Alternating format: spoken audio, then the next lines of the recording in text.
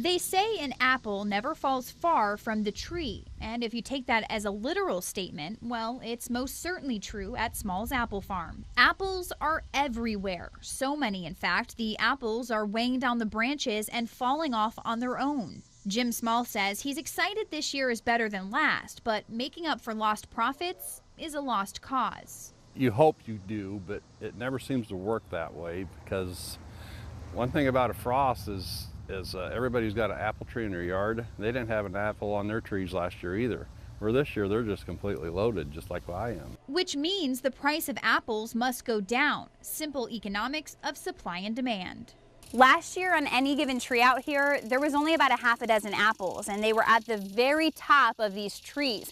Pretty hard to pick, but this year it's a totally different story. Each one of these trees will yield about 3 bushels. Each bushel is between 125 to 150 apples.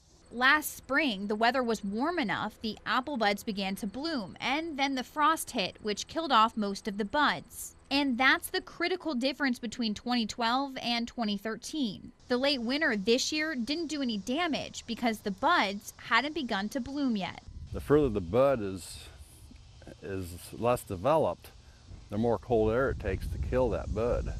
So if, let's say they're not even, let's say they're just starting to leaf out, you know, they can take temperatures of, oh gosh, 18, 19, 20 degrees, you know, and it won't affect them a bit. The result?